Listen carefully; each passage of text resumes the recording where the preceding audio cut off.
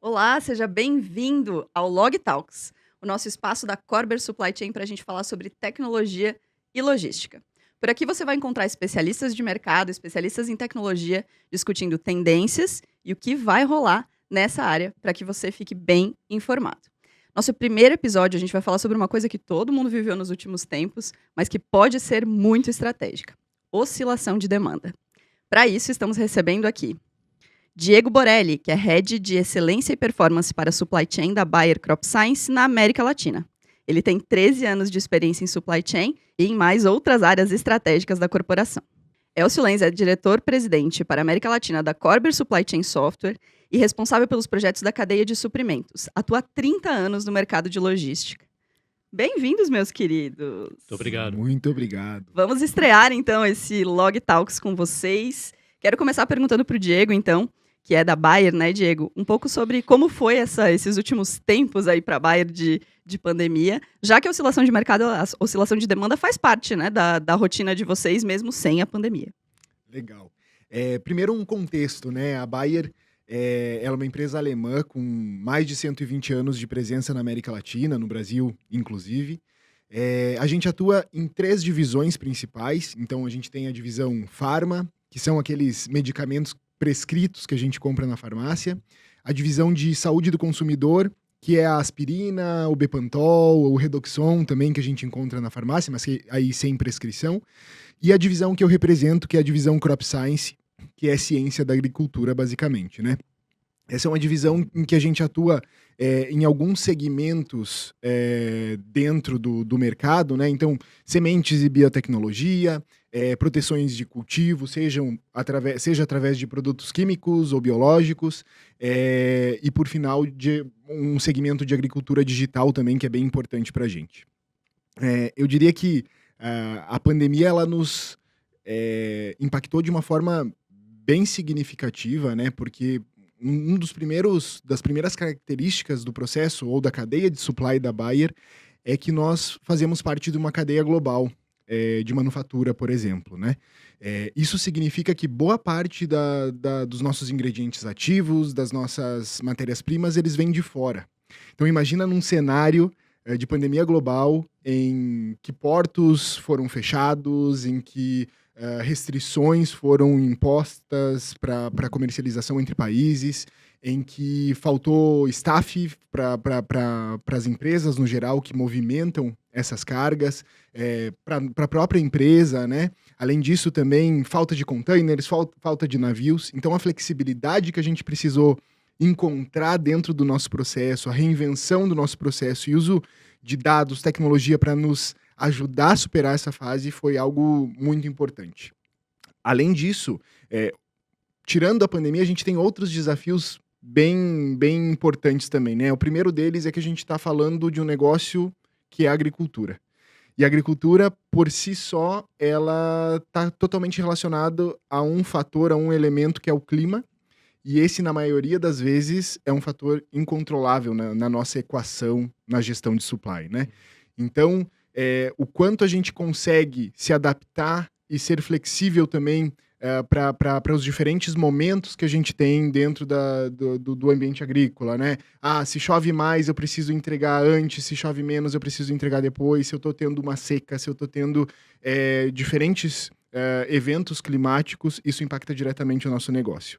Isso também impacta os nossos ciclos, a nossa sazonalidade dentro do nosso processo, da nossa operação, né? Isso define, por exemplo, as safras que a gente tem dentro do Brasil, e isso determina quando a gente precisa entregar os produtos para os nossos clientes, né? E aí a gente tem um exemplo de Brasil na nossa região, a gente tem aí a safrinha, né, que no passado era a menor safra do Brasil e que hoje é a maior safra do Brasil, e que em um mês a gente entrega para os clientes o mesmo volume que a gente entrega em 6 meses da safra verão. Então, é uma pressão muito grande, é uma característica muito específica desse negócio que a gente precisa se adaptar como supply também, né? Desde o ponto de vista de planejamento até a entrega de fato para o cliente. Um outro elemento bem importante nesse negócio é que o nosso cliente, o agricultor lá da ponta, ele tem mudado o perfil. Tem saído, e nós, como consumidores, também temos mudado os nossos perfis, né? Ele tem saído lá do seu processo de tomada de decisão simplesmente por qualidade de produto ou por confiança na marca, para uma tomada de decisão que está relacionada à experiência toda dele, né? E aí nós, como supply, nós temos aí uma responsabilidade muito grande também de fazer com que essa experiência que o cliente está tendo conosco seja de fato boa. De nada adianta o time comercial, a parte antes de chegar em supply ter sido excepcional, se quando chega em supply, quando a gente vai fazer a entrega, quando está no processo logístico, a gente faz com que essa experiência ela seja menos bacana para o cliente, né? Então, bem resumidamente, esses são alguns dos desafios que a gente tem vivido, né? Então, na pandemia, teve, na verdade, uma soma de 2 fatores. O fator sazonalidade, que faz parte já da rotina de vocês de supply, e ainda esse contexto global de pandemia. O que mudou durante a pandemia? Vocês tiveram implementação de ferramenta? Vocês tiveram maior uso de alguma ferramenta específica? O que mudou dentro do contexto da pandemia na cadeia de supply, no armazém para vocês? Bacana. Primeiro ponto é que a Bayer tem passado, nos últimos anos, quando a gente fala de supply, numa transformação muito importante da gente deixar um modelo de gestão que era completamente baseado em feeling, em experiências passadas, em ferramentas pouco avançadas, para um modelo de gestão de supply, de gestão operacional, mais baseado em dados, baseado em tecnologia, baseado em ferramentas que nos suportem, né?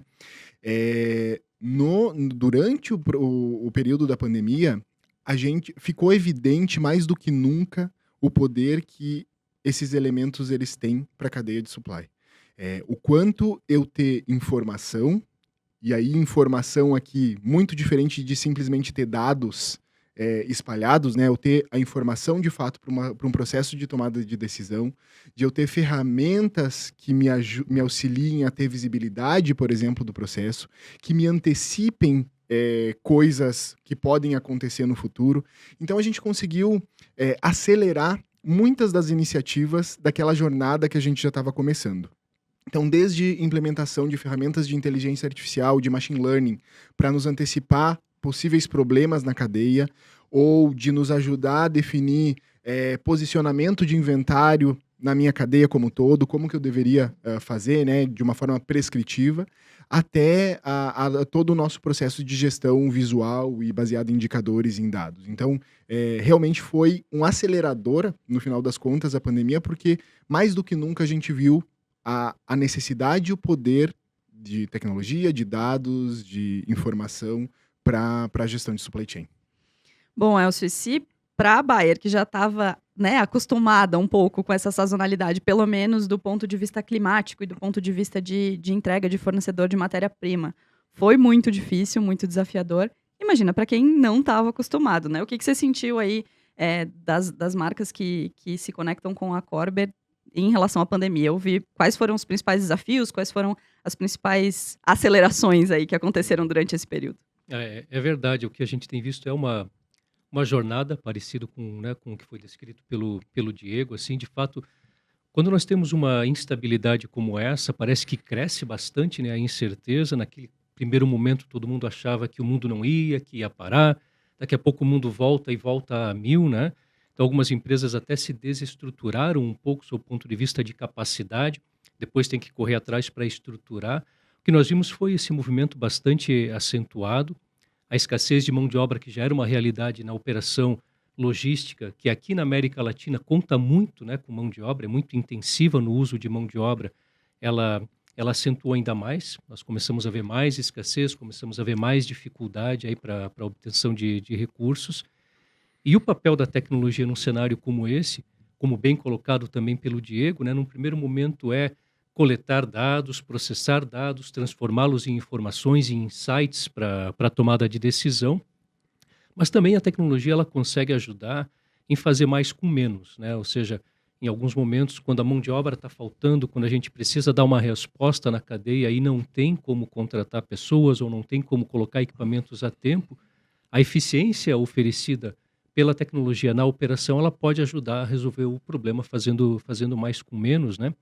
Sem contar que também uma boa tecnologia, ela pode simplificar e acelerar o processo de onboarding dessas pessoas, né? Quando a gente tem processos e tecnologias desenhados para serem ergonômicos, para serem mais fáceis de usar, né? O ambiente operacional ele responde de uma maneira mais rápida, se torna produtivo, esse onboarding é acelerado, se torna produtivo com mais velocidade. Uhum. A gente está vivendo agora uma decrescência, né, da pandemia. Enquanto estamos gravando aqui essa conversa, já vivemos um momento um pouco mais tranquilo. O que que fica, assim, o que que vocês entendem, tanto para os nossos clientes, quanto para a Bayer, assim, o que que fica como tendência, o que que era um investimento e foi acelerado, o Diego já trouxe, mas assim, tem alguma coisa que vai ainda ser implantada a partir dessa experiência? Tem alguma coisa ainda que a gente olha, que a gente olhava como uma tendência para daqui a 2, 3, 4, 5 anos e de repente trouxemos para mais perto por conta desse cenário de pandemia, desse cenário de falta de mão de obra e de tudo mais? Começando por aqui, então, Diego, na minha ótica, eu acho que é uma jornada que não termina, acelerou, né? Como aconteceu com a Bayer, de eventualmente acelerar algumas iniciativas, eu acho que tem acontecido no mercado, acelera, é uma jornada que não tem fim, na minha ótica, assim, né? A gente vai continuar correndo atrás de o que a tecnologia pode fazer para melhorar, para transformar esses processos e torná-los mais efetivos. Parece que a globalização ela aumentou ainda mais em todos os segmentos, né? A gente se acostumou a consumir coisas não importando muito de onde vem, para onde vai, e essas conexões globais de cadeias de suprimentos tornam um mundo mais complexo, né? E um mundo mais complexo, um ambiente de negócios mais complexo, na nossa ótica, ele requer mais análise para que as decisões sejam acertadas. Análise requer informações, ou seja, nós começamos lá na operação coletando dados, armazenando, processando, transformando em operações para suportar as análises que são necessárias nesse ambiente, né? Eu concordo. E aí também eu acho que tem uma mudança de mindset importante também. Porque ninguém esperava o que a gente viveu. E aí a gente está, talvez, tomara, né, finalizando essa fase de pandemia, já aparece uma outra coisa que ninguém esperava, um outro evento que ninguém esperava, que é a guerra na Ucrânia, e Rússia e Ucrânia, e que impacta também diretamente o processo de logística internacional, por exemplo, né? Então, para mim, um dos aprendizados mais importantes, e passa muito por ter informações, ter dados, é quão mais as empresas conseguem ser flexíveis e se adaptar. Porque não vai ser essa a última incerteza que a gente vai ter que viver. A gente está vivendo num mundo de incertezas, de volatilidade, em que as empresas elas vão ser exigidas cada vez mais a se adaptarem a cenários diferentes, a pressões diferentes de forma mais rápida. Porque senão vai ter o concorrente que vai fazer isso de uma forma mais rápida. Então eu acho que esse mindset ele é muito importante e a gente leva como aprendizado. E ele passa muito por ter informações, por ter tecnologia, porque eu consigo ser muito mais flexível, eu consigo mudar de rumo muito mais facilmente, se eu tenho informação para tomar essa decisão. Se eu não tenho informação, eu vou fazer um movimento com aquilo que eu tenho de experiência, e nem sempre o que eu vivi no passado vai me responder o futuro, né? Então acho que isso é bem importante também. Quando a gente fala de tecnologia, vocês entendem que a gente está falando de indicadores, que já entendemos que é um ponto crucial para quem está pensando em investimento. Acho que mirar nos indicadores no bom uso, né, dos indicadores é importante. Você também trouxe inteligência artificial. A gente tem na Corber uma linha muito forte de robótica, né, do uso da tecnologia. Essas inteligências não humanas também vão ganhar espaço, vocês entendem que também podem ganhar espaço nesse novo cenário, tanto pela falta de mão de obra, que vocês também já trouxeram que é uma dor constante, quanto pela aceleração, pela flexibilização, porque a máquina muda a hora que a gente quiser um processo, né? Então, faz sentido que isso também seja apontado como tendência? Eu acho que sim. E e tem um elemento para mim também bem importante, que é o quanto eu consigo utilizar das pessoas, de fato, para agregar valor no processo. Hoje, muitas vezes, muitas das pessoas que estão dentro das organizações, elas estão lá fazendo atividades repetitivas, elas estão lá executando um processo, uma operação que não gera tanto valor assim no final da cadeia. Então, o que eu vejo, de fato, além de reduzir carga de trabalho e tudo mais, eu acho que a tecnologia, a inteligência artificial, robótica, ela vem também nesse sentido não de redução de pessoas, muitas vezes, maioria das vezes eu até diria, mas de mudança de perfil dessas pessoas e de atuação dessas pessoas dentro da organização. Elas vão começar a fazer um processo mais analítico, elas vão olhar para aquelas ferramentas, para aqueles dados, para aquelas informações que eu tenho, vão manipular aquelas tecnologias de forma que eu consiga alavancar ainda mais a experiência do cliente, o resultado da organização. Eu vejo exatamente da mesma forma. A tecnologia, ela é ferramenta, né? Ela faz sentido à medida que se aplica, de alguma forma, a um caso real de negócios, trazendo resultados, trazendo melhorias, né? E o range é variado. Pode ser software, pode ser um software de inteligência artificial. O resultado talvez passe por KPIs, né? Que é um dos resultados que um bom software pode gerar e deve gerar para a visibilidade.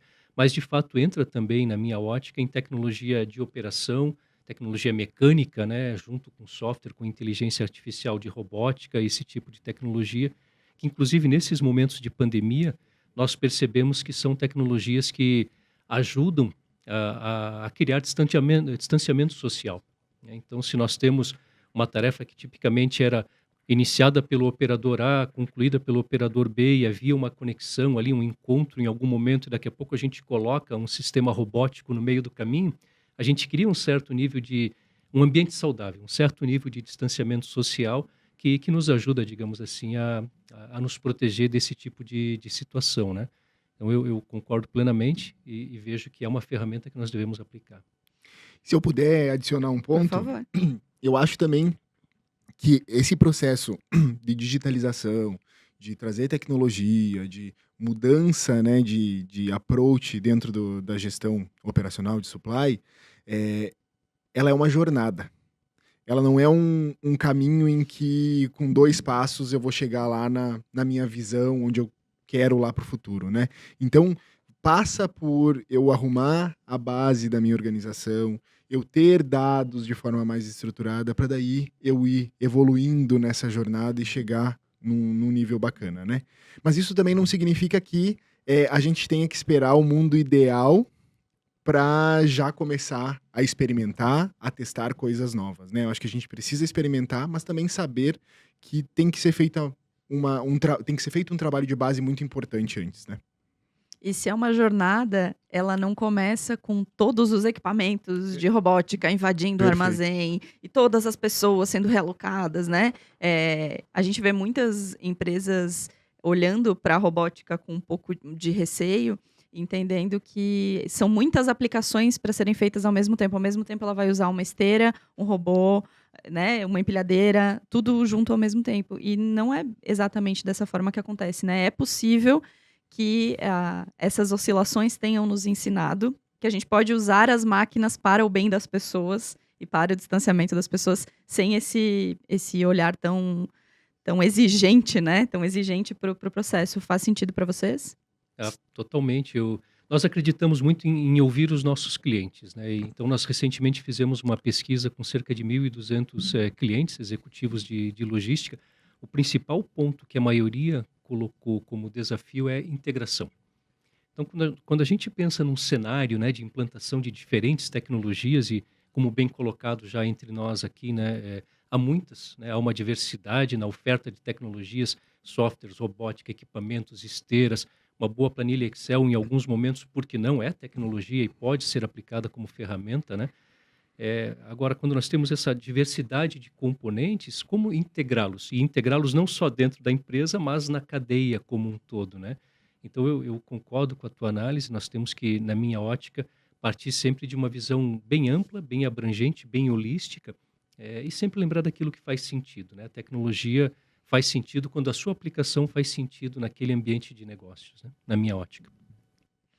Muito bem, encerramos então o nosso primeiro episódio sobre oscilação de demanda. Essa foi só a nossa primeira conversa. A gente vai falar no nosso segundo episódio sobre um outro tema muito atual e muito importante, que é Omnichannel. Mas a gente não está falando da porta para fora, não. A gente está falando de Omnichannel da porta para dentro. Então não perde. Enquanto isso, acompanhe nas redes sociais a Corber Latam para saber de todas as informações. Até logo.